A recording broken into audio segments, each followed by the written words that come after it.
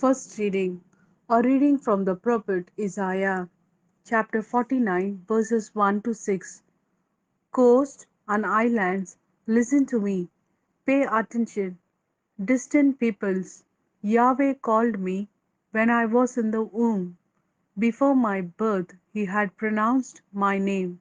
He made my mouth like a sharp sword. He hid me in the shadow of His hand.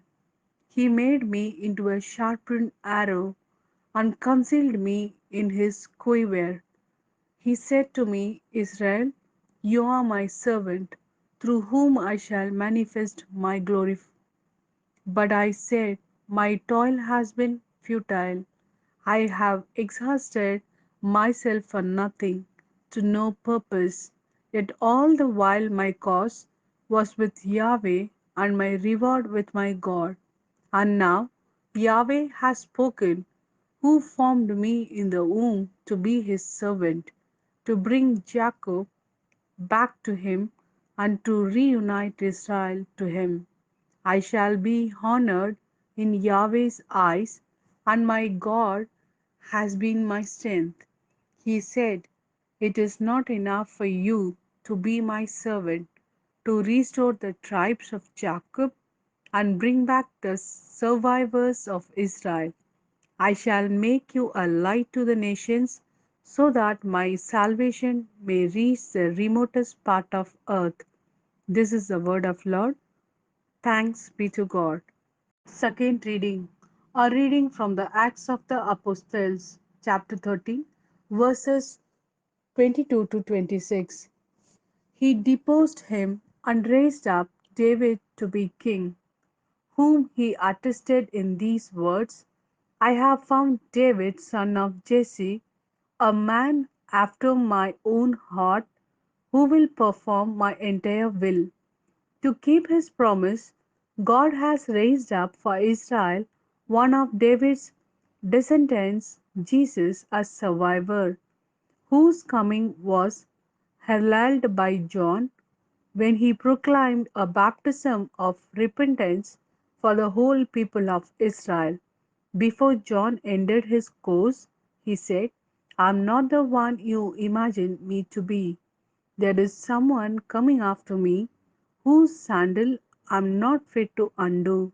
My brothers, sons of Abraham's race, and all your God-fearers, this message of salvation is meant for you. This is the word of Lord. Thanks be to God. A reading from the Gospel according to Luke chapter 1 verses 57 to 66 and 80.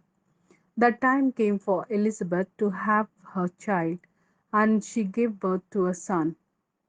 And when her neighbors and relations heard that the Lord had lavished on her his faithful love, they shared her joy.